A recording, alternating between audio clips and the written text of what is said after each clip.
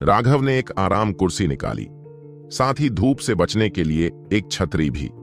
वह लेट गया, अपनी टांगें क्रॉस करके रखीं और सोने का नाटक करने लगा। दर्शकों के मुंह खुले के खुले रह गए। क्या यह दिखावा ज्यादा नहीं था? वह कोई दवा नहीं लेने वाला था और वह ध्यान में बैठने वाला भी नहीं था। इसके बजाय वह सो रहा था। टॉवर प्रशासक की अभिव्यक्ति डूब गई। राघव बहुत घमंडी था। वह कुछ कहने ही वाला था कि टॉवर पूर्वज ने अपना सिर हिला दिया। युवा लोगों को जीवंत होना चाहिए, इसके अलावा उसने कोई नियम नहीं तोड़ा है। उसे जो अच्छा लगे करने दो।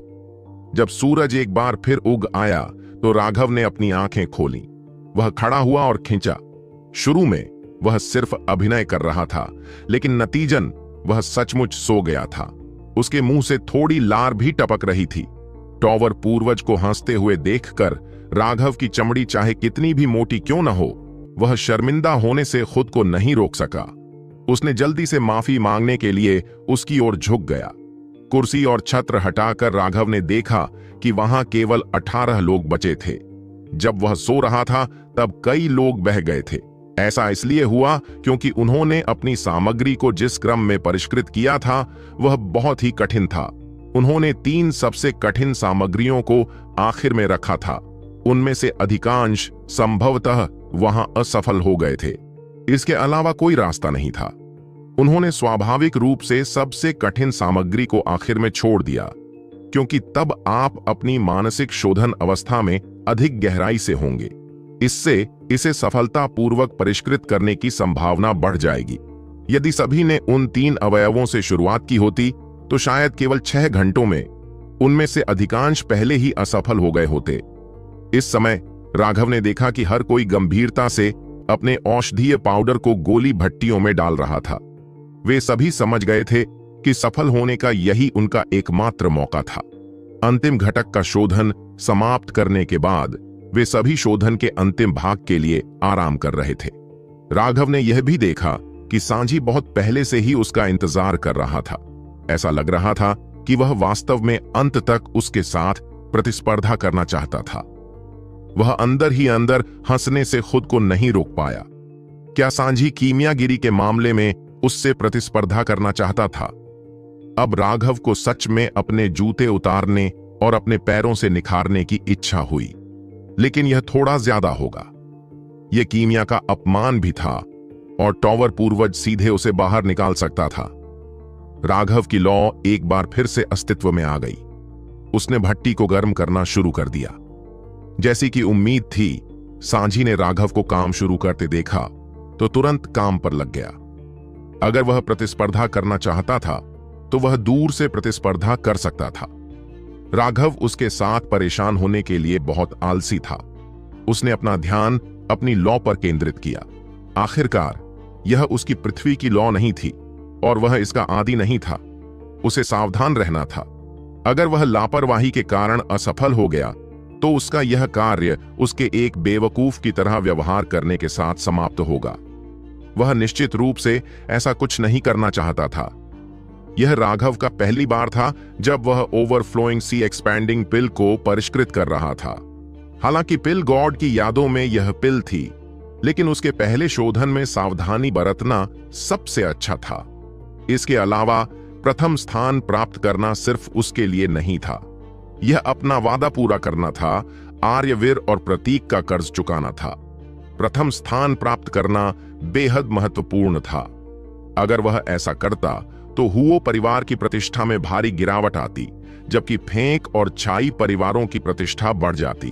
तब मुश्किल में हुओ परिवार ही होगा। हालांकि राघव आश्वस्त था, फिर भी वह समझदार था। वह सामान्य रूप से परिष्कृत होता रहा। वहां मौजूद सभी बूढ़े लोगों की आंखें तेज थीं, इसलिए वह अपनी असली ताकत को उजागर नहीं कर सका। सांझी के कार्य इतने अभ्यासपूर्ण क्यों हैं? राघव की दिव्य भावना चुपके से सांझी की जांच कर रही थी। उसने देखा कि सांझी का शोधन बहुत अभ्यासपूर्ण लग रहा था। उसने लौ को बेहद स्वाभाविक रूप से नियंत्रित किया। क्या बकवास है, यह धोखा है। उस कमीने ने निश्चित रूप से पहले से ही ओवरफ्लोइंग सी एक्सपैंडिंग पिल को परिष्कृत किया है, और सिर्फ एक बार नहीं। राघव ने मन ही मन कोसा। वो परिवार ने निश्चित रूप से धोखा दिया था। उन्हें पता होना चाहिए था कि इस बार क्या परीक्षण होगा और उन्होंने सांझी को इसके बारे में बताया था। यह कोई आश्चर्य नहीं था कि वह इतना आश्वस्त था। यह केवल राघव ने ही नहीं देखा था, यहां तक कि दूर बैठे हितेश और सौरभ ने भी इसे देखा और उनके चेहरे पर बदसूरत भाव आ गए। जहां तक समुद्रसेन का सवाल है, वह बस शांति से देख रहा था। उसने ऐसा दिखावा किया कि उसने उनकी उग्र निगाहों को नहीं देखा। शीर्ष मंच पर बैठे टॉवर पूर्वज बस देख रहे थे। टॉवर प्रशासक ने धीरे से फुसफुसाया, क्या यह अनुचित नहीं है? क्या इस दुनिया में कुछ भी उचित है? टावर पूर्वज ने पूछा। मैं आपको इसका उत्तर बताता हूं। इस दुनिया में कभी भी कुछ भी उचित नहीं था। निष्पक्षता की मांग करना कमजोरों का रोना है। ताकतवरों की दुनिया में निष्पक्षता की मांग करना सिर्फ एक मजाक है। कमजोर का रोना कोई नहीं सुनता, जबकि ताकतवर कभी न्याय की परवाह नहीं करता। बड़ी मछली छोटी मछली को खाती है, जबकि छोटी मछली झींगा खाती है। झींगा के रोने की परवाह कौन करेगा? साधना की दुनिया ऐसी है जहां ताकतवर लोग कमजोरों पर दावत करते हैं। अगर आप सिर्फ शिकार हैं तो अन्याय के बारे में रोना मत। इसके बजाय इस बारे में सोचिए कि आप अपनी ताकत कैसे बढ़ा सकते हैं ताकि आप दूसरों पर शिकार कर सकें। जब कमजोर लोग मजबूत बन जाते हैं तो वे दूसरों का शिकार भी बनते हैं और वे दूसरों की न्याय की गुहार को भी नजरअंदाज कर देते हैं। लेकिन मेरी नजर में उचित और अनुचित एक चक्र है जो निरंतर गति और संतुलन में है। चक्र गिरता है और उठता है, वापस शुरू में आता है। इसलिए इन चीजों के बारे में चिंता न करें, क्योंकि ये स्वर्गीय दांव है, टॉवर पूर्वज ने कहा। यह सुनकर मीनार के प्रशासक का दिल कांप उठा। उसने झट से सिर झुकाया। आपकी शिक्षाओं के लिए बहुत बहुत धन्यवाद। क्या शिक्षा? चलो बस शांति से खेल देखते हैं। मैं यह भी जानना चाहता हूं कि राघव खेलने की क्या योजना बना रहा है, टॉवर पूर्वज ने हंसते हुए कहा। पलक झपकते ही 6 घंटे बीत गए। पूरी भीड़ खामोश थी। सिर्फ गोलियों की लपटों की चिंगारी की आवाज सुनाई दे रही थी। अंततः एक जोरदार धमाके ने सबका ध्यान अपनी ओर खींचा। हे भगवान, सांझी अपनी भट्टी को सील करने वाला पहला व्यक्ति है। भट्टी को सील करना शोधन का एक महत्वपूर्ण हिस्सा था। आमतौर पर यह दर्शाता था कि शोधन 90% पूरा हो गया था और केवल अंतिम चरण की कमी थी। राघव ने भी अपनी भट्टी सील कर दी, लेकिन वह अंदर से बेहद चिढ़ा हुआ था। वह बेवकूफ धोखा दे रहा था। बेवकूफ होने के बावजूद हुओ परिवार वास्तव में काफी कुशल था। उनके संबंध इतने मजबूत थे कि उन्होंने फाइनल के लिए गुप्त रूप से परीक्षा सीख ली थी। राघव ने जब अपनी भट्टी बंद की तो चौंक कर चीखें गूंज उठीं।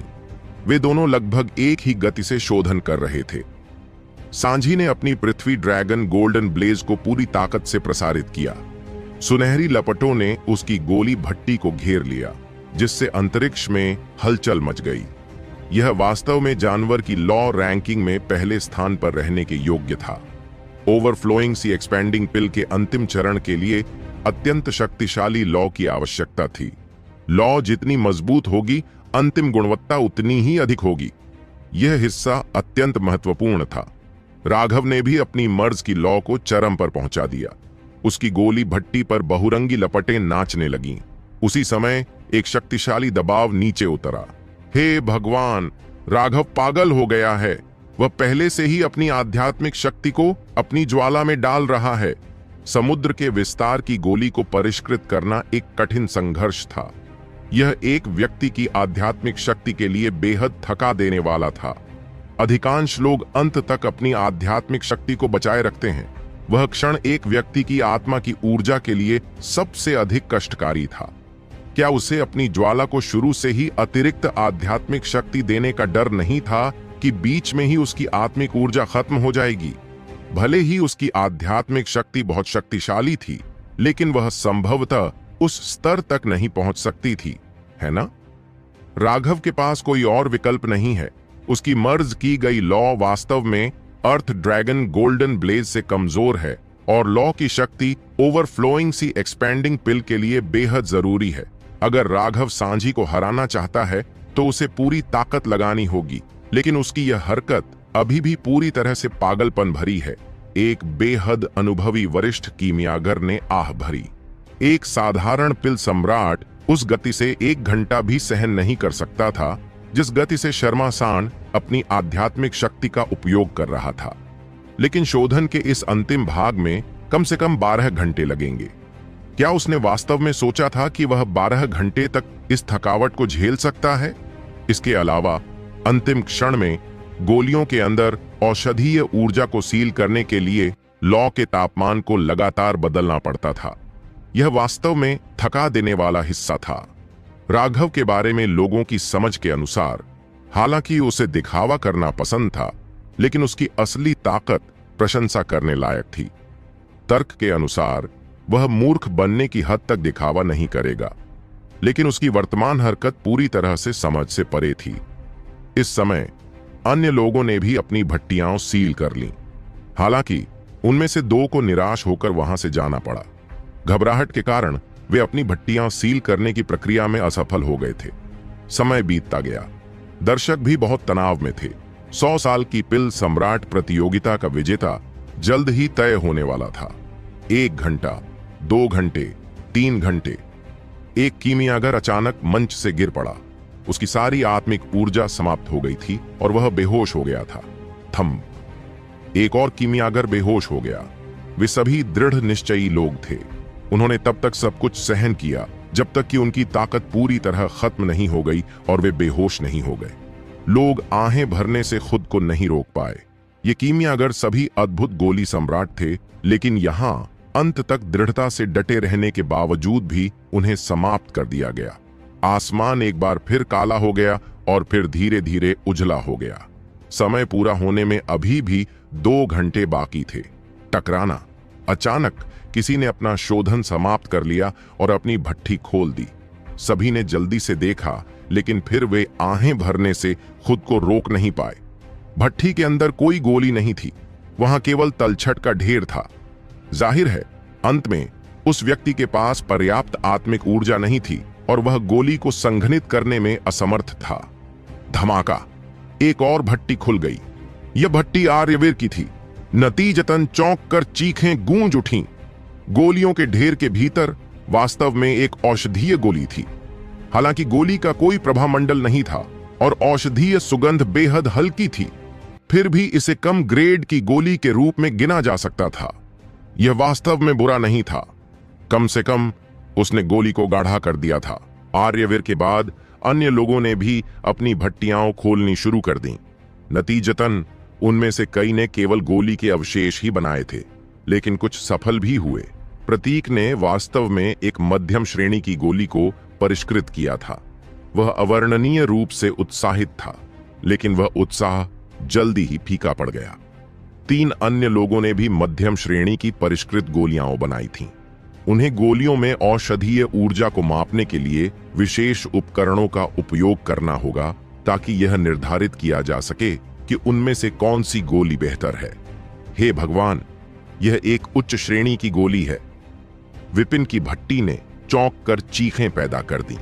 उसने वास्तव में एक उच्च श्रेणी की गोली को परिष्कृत किया था। हां, वह खुद को रोक नहीं पाई और खुशी से चिल्ला उठी। लेकिन जैसे ही उसने ऐसा किया, उसके चेहरे के भाव तुरंत बदल गए। उसने प्रतियोगिता के नियम तोड़ दिए थे। यह ठीक है, प्रतियोगिता पहले ही अपने अंत तक पहुंच चुकी है। आप बोल सकते हैं जब तक आप जानबूझकर अन्य लोगों के शोधन को प्रभावित करने की कोशिश नहीं करते हैं। टॉवर पूर्वज ने एक सौहार्दपूर्ण मुस्कान के साथ कहा। विपिन अतुलनीय रूप से आभारी थी कि उसने उसे दंडित नहीं किया। हा हा हा हा, हम बात कर सकते हैं। तो अच्छा राघव, मैंने पहले ही कहा है कि पहला स्थान मेरा है। सांझी हंसा। क्या तुमने अपनी दवा नहीं ली, या तुमने बहुत ज्यादा ले ली, या तुम्हें सिर्फ बकवास करना पसंद है? मैं वाकई जानना चाहता हूं कि तुम्हारा आत्मविश्वास कहां से आता है। राघव ने उदासीनता से कहा। उसकी दिव्य भावना लगातार सांझी पर ध्यान दे रही थी। हालांकि उसकी गोली की लौ ने राघव की दिव्य भावना को अवरुद्ध कर दिया था ताकि वह भट्ठी के अंदर की स्थिति को न देख सके। राघव उतार चढ़ाव से बता सकता था कि सबसे अच्छी स्थिति में अंतिम गोली में केवल 3 छल्ले होंगे। वह पूर्ण सीमा होगी। राघव ने 3 रिंग वाली गोली की ओर घृणा से अपनी नाक सिकोड़ ली। हालांकि वह अंतिम चरण तक नहीं पहुंचा था, लेकिन उसे विश्वास था कि उसकी गोली में कम से कम 5 रिंग होंगे और शायद 6 भी। तो सांझी की पागल हंसी ने उसे बेहद उत्सुक बना दिया। राघव, मैं मानता हूं कि मेरी आध्यात्मिक शक्ति तुम्हारी तुलना में कमजोर है। कीमिया कौशल के मामले में तुम भी मुझसे एक स्तर ऊपर हो सकते हो। यहां तक कि पिल फ्लेम के मामले में भी तुम अपनी आध्यात्मिक शक्ति पर भरोसा करके मेरे बराबर ही खड़े हो सकते हो। ऐसी स्थिति में हमारे लिए यह कहना वाकई मुश्किल हो सकता है कि कौन जीतेगा, लेकिन तुम मुझे बहुत नीची नजर से देख रहे हो। मैं तुम सबको एक दिव्य कीमिया कला दिखाऊंगा जो तुमने पहले कभी नहीं देखी होगी। 9 क्रांति रक्त आत्मा उन्नयन कला। सांझी के चिल्लाने के बाद लोग यह देखकर चौंक गए कि उसकी आंखें लाल हो गई हैं। उसका माथा फट गया और धीरे धीरे खून बहने लगा। ऐसा लग रहा था कि उस रक्त रेखा में जीवन है। वह एक निश्चित पैटर्न के अनुसार नीचे रेंग रही थी और एक अजीब निशान बना रही थी। क्या वह वास्तव में ऐसा करने को तैयार है? राघव चौंक गया। उसने उम्मीद नहीं की थी कि सांझी इस चाल का इस्तेमाल करेगा। यह 9 क्रांति रक्त आत्मा उन्नयन कला एक ऐसी चीज थी जो बहुत ज्यादा कीमत पर आती थी। यह एक ऐसी चीज थी जो एक व्यक्ति के जीवन काल और सार रक्त को समाप्त कर देती थी, ताकि एक गोली की गुणवत्ता को जबरन बढ़ाया जा सके। यह ऐसी चीज थी जो बाहरी दुनिया में प्रसारित नहीं होती थी। इसका मुख्य कारण यह था कि इस तकनीक का समर्थन कीमियागरों द्वारा नहीं किया जाता था। इस तकनीक का उपयोग करने से व्यक्ति की आत्मा को बहुत नुकसान होता था और यह नुकसान स्थायी होता था। इसे ठीक करने का कोई तरीका नहीं था। कितना क्रूर! हितेश और सौरभ के दिल धड़क उठे। समुद्रसेन को देखते हुए उन्होंने भावुक होकर आह भरी। इस तरह की गुप्त कला कुछ ऐसी थी जिसका उपयोग करना वे नहीं जानते थे, लेकिन यह कुछ ऐसा था जिसके बारे में उन्होंने सुना था। उन्होंने उम्मीद नहीं की थी कि हुओ परिवार इतना क्रूर होगा। यह मूल रूप से सांझी के जीवन को जब्त करना था। सांझी, एक बार जब आप 9 क्रांति रक्त आत्मा उन्नयन कला का उपयोग करते हैं तो आप भी अपंग हो जाएंगे।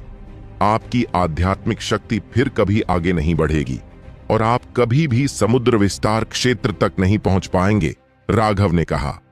हा हा हा राघव, तुम तो बस एक पहाड़ी गंवार हो। मैं न केवल प्रथम स्थान लूंगा बल्कि मुझे कोई नुकसान भी नहीं होगा, सांझी ने व्यंग्य किया। जैसे जैसे उसके माथे पर खून का निशान चमकता गया, लोगों को उसकी भट्टी में एक अजीब सी ऊर्जा का एहसास होने लगा। उसकी गोली की भट्टी लगातार कांप रही थी। राघव की अभिव्यक्ति अंततः बदल गई, क्योंकि उसने महसूस किया कि सांझी की भट्टी में एक गोली तेजी से ऊर्जा अवशोषित कर रही थी। उसने वास्तव में सांझी को कम करके आंका था। उसने कभी नहीं सोचा था कि उसके पास यह चाल होगी, और उसने यह भी महसूस किया कि जब उसने रक्त आत्मा उन्नयन कला का उपयोग किया तो वह जिस आध्यात्मिक शक्ति का उपयोग कर रहा था वह उसकी अपनी नहीं थी। यह एक बेहद अजीब एहसास था। क्या यह हो सकता है? धमाका! सुनहरी लपटें बिखर गईं, जिससे सांझी की अभिमानी मुस्कान प्रकट हुई। उसने भट्टी खोली, जिसमें रोशनी से चमकती एक औषधीय गोली दिखाई दी। दिन के उजाले में भी यह अभी भी बहुत चमकदार थी। हे भगवान, 9 अंगूठी वाली गोली! चौंक कर चीखें गूंज उठीं। यह वास्तव में उच्च श्रेणी की गोलियों का चरम था, लेकिन राघव गोली को नहीं देख रहा था। इसके बजाय वह सांझी को देख रहा था। उसने अचानक कहा, इसमें कोई आश्चर्य नहीं है कि तुमने यह चाल चलने की हिम्मत की। खून तुम्हारा था, लेकिन आत्मा ऊर्जा किसी और की थी। कितना क्रूर! राघव के शब्दों ने सभी को चौंका दिया। अगर उसके शब्द सच थे तो क्या इसका मतलब यह नहीं था कि सांझी के शरीर में 2 आत्माएं थीं और उनमें से एक बलिदान थी?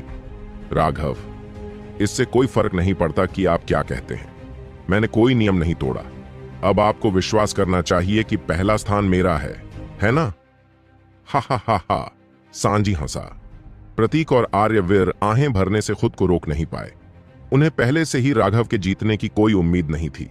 शुरू में यह कहना मुश्किल होता कि उनमें से कौन जीतेगा, लेकिन अब अंत तय हो चुका था। टॉवर एंसेस्टर, रैंकिंग निर्धारित करने के लिए हम वास्तव में क्या उपयोग कर रहे हैं? राघव ने पूछा।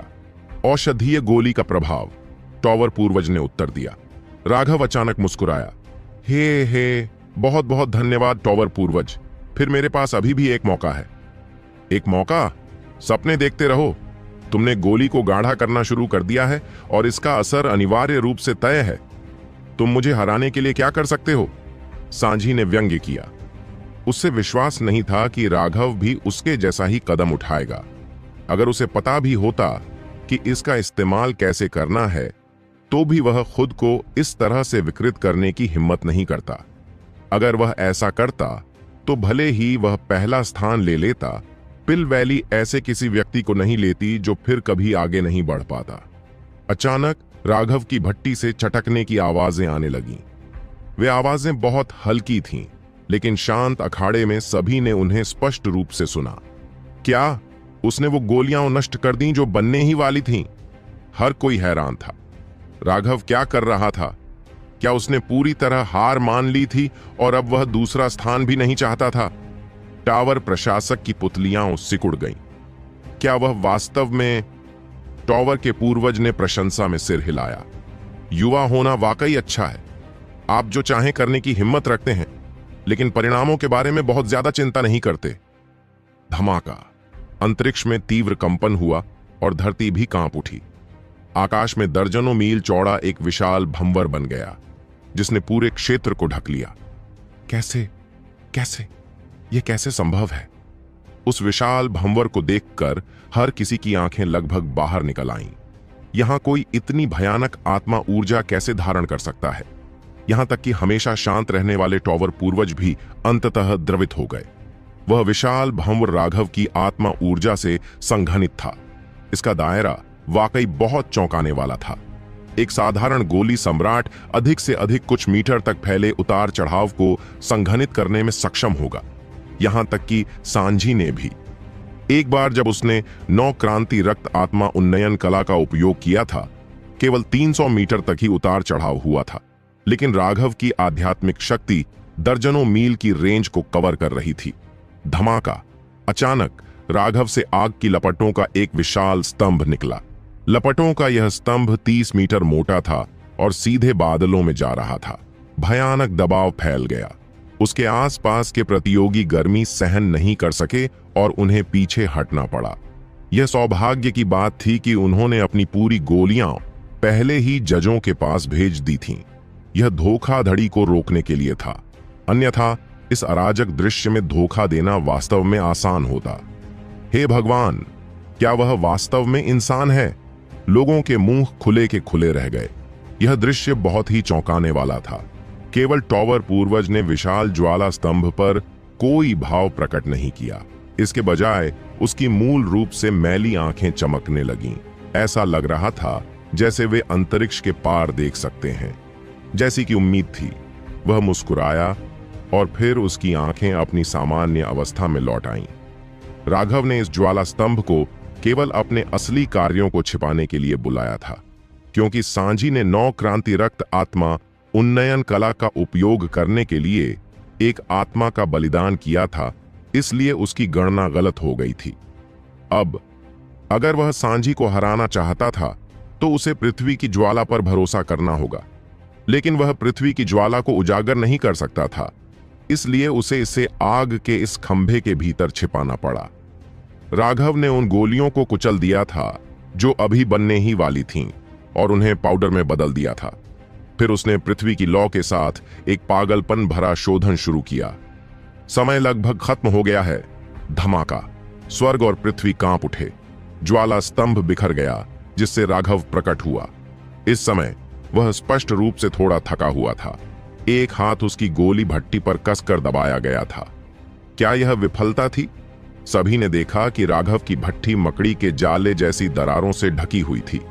यह स्पष्ट था कि उसकी भट्टी फटने से बस थोड़ी दूर थी।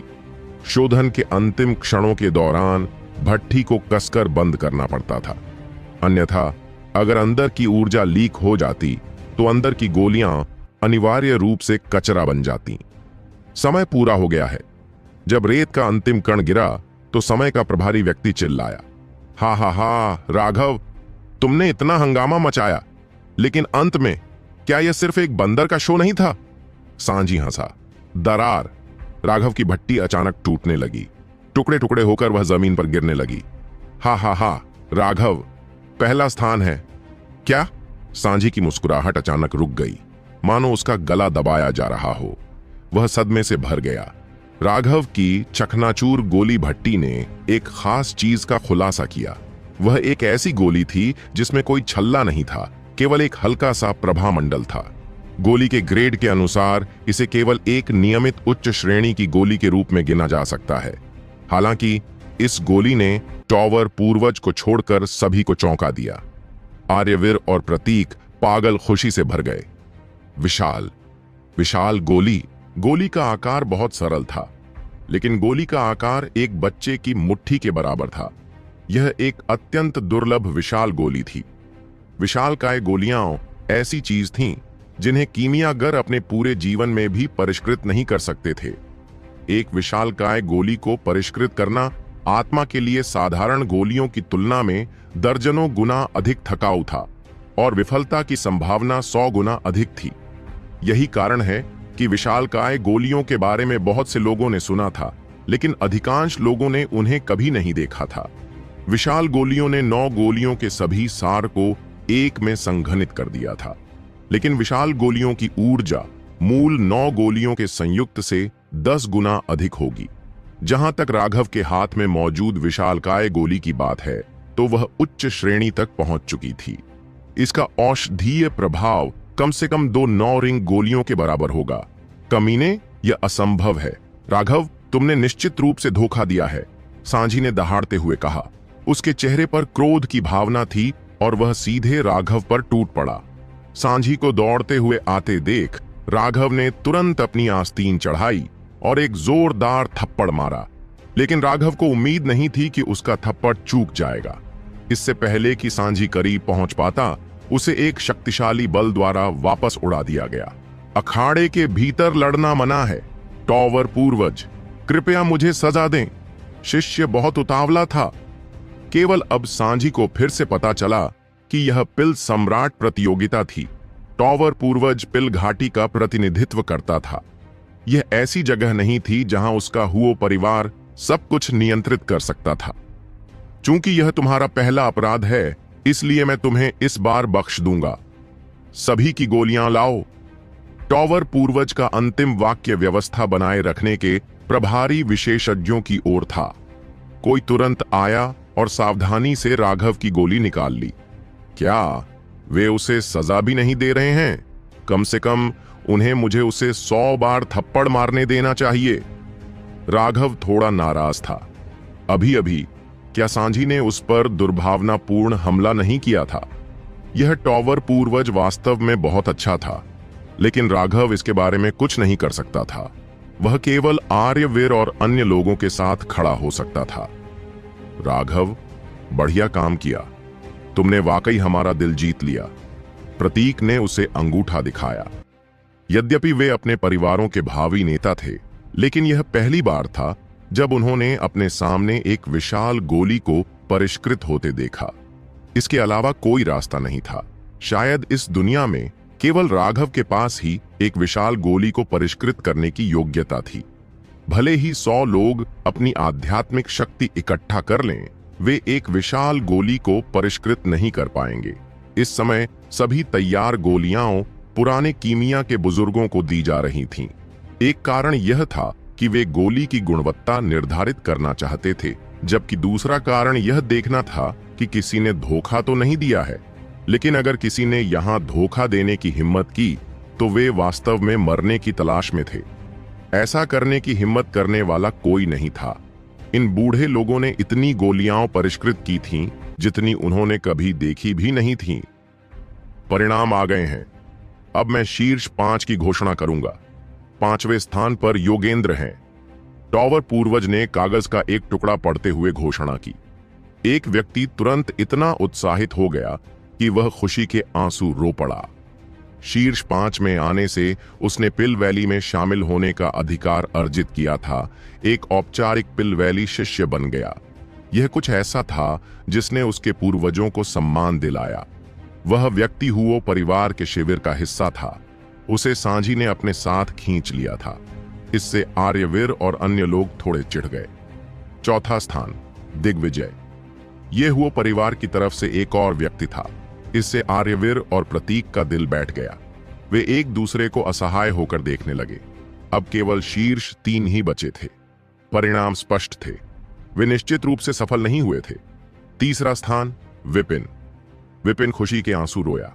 अब शीर्ष 5 में से 3 हुओ परिवार की तरफ से आए थे। दूसरा स्थान है, सभी के दिल दहल गए, खास तौर पर हुओ, फेंक और चाई परिवारों के लोगों के। उन सब की सांसें रुक गईं। यह कुछ ऐसा था जो उनके परिवारों के भविष्य से जुड़ा था। सांझी, ये शब्द टॉवर पूर्वज के मुंह से निकले। सांझी जमीन पर बैठ गया। वह अनिच्छा और घृणा से भर गया। पहले स्थान पर आर्यवीर और प्रतीक ने राघव की गर्दन दबाना शुरू कर दिया। वे इतने उत्तेजित थे कि मानो वे फट ही जाएंगे। उन्हें समझ नहीं आ रहा था कि अपनी भावनाओं को बाहर निकालने के लिए क्या करें। पहला स्थान है राघव।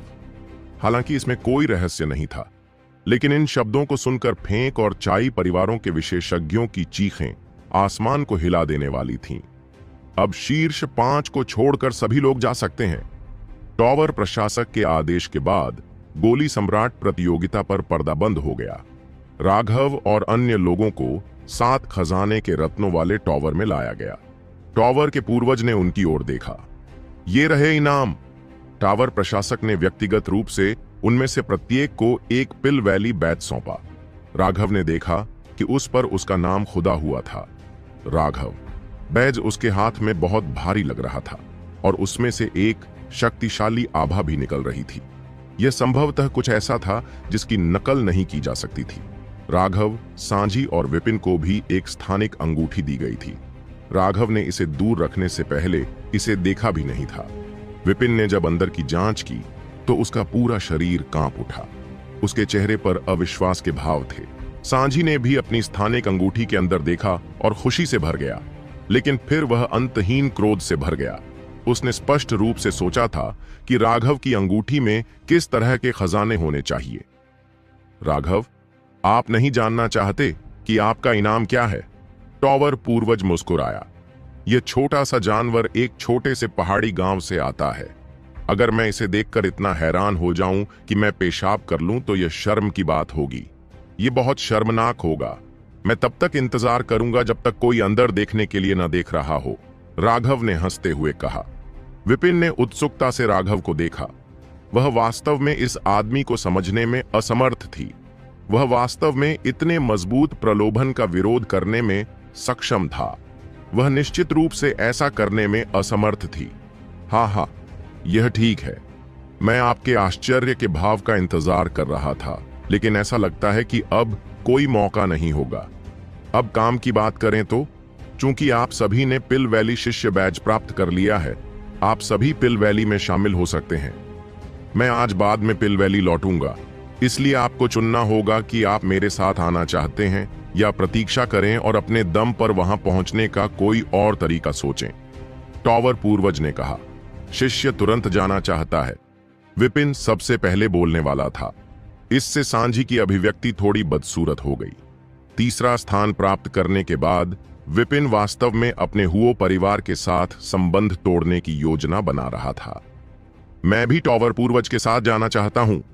अन्य 2 ने जल्दी से विपिन का अनुसरण किया। तुम्हारे बारे में क्या राघव? टॉवर पूर्वज ने पूछा।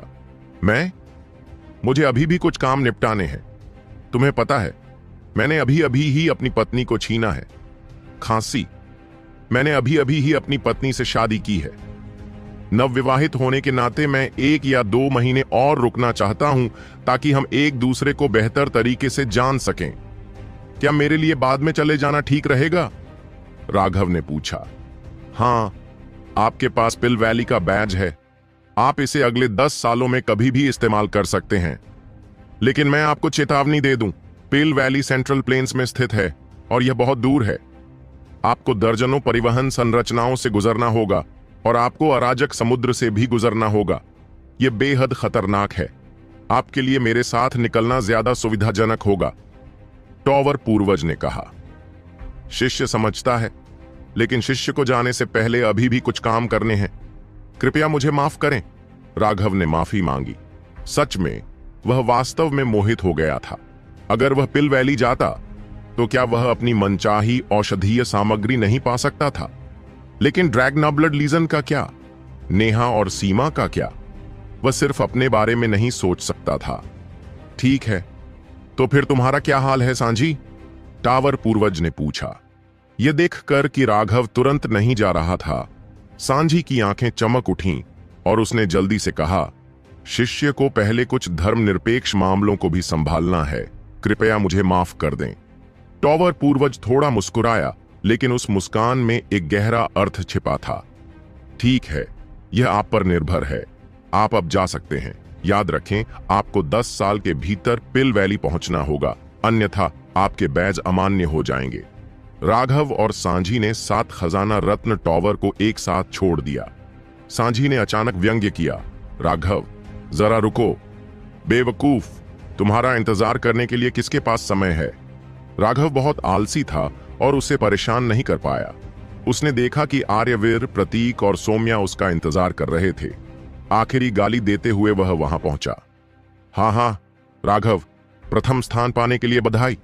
प्रतीक सबसे पहले अपनी बाहें बढ़ाकर राघव की ओर बढ़ा, उसे जोर से गले लगाना चाहता था। राघव भी हंसा और अपनी बाहें फैला दी, लेकिन उसने प्रतीक को चकमा दिया और हंसते हुए सौम्या को गले लगा लिया। सौम्या तुरंत शर्मा गई। भाड़ में जाओ राघव, तुम छोटे बदमाश हो, प्रतीक गुस्से में बोला। चारों हंसे और फैंग मैनर में लौट आए। वे अभी अंदर ही पहुंचे थे कि राघव को हितेश के पास बुलाया गया। बहुत बढ़िया राघव। एक निजी कमरे में सौरभ ने राघव की प्रशंसा की। राघव का प्रदर्शन आज वाकई बहुत चौंकाने वाला था। क्या हुआ, परिवार से कोई हलचल है? राघव ने पूछा। हे, वे क्या हरकत कर सकते थे? जैसे ही उन्होंने घोषणा की कि आपने प्रथम स्थान प्राप्त किया है, वो परिवार के आधे से अधिक मेहमान तुरंत चले गए। उनके हुओ परिवार के नंबर 1 होने का युग बीत चुका है और यह कभी वापस नहीं आएगा। कुछ लोगों ने पहले ही कुछ सुराग देख लिए हैं और दर्शकों का रवैया अपनाते हुए हुओ परिवार से अलग होना शुरू कर दिया है। इतने कम समय में ही हुओ परिवार बहुत अकेला हो गया है। यहां तक कि कुछ छोटी शक्तियां भी हैं जो पहले से ही मेरे फैंग परिवार के साथ मिल गई हैं। वे अवसरवादी बेकार हैं, लेकिन हुओ परिवार के कुछ वफादार कुत्ते भी अब डांटने लगे हैं। यही असली इनाम है। हितेश मुस्कुराया। क्या आपको लगता है कि हुओ परिवार किसी हताश कार्रवाई के लिए मजबूर हो जाएगा? राघव ने पूछा। बिल्कुल निश्चित रूप से।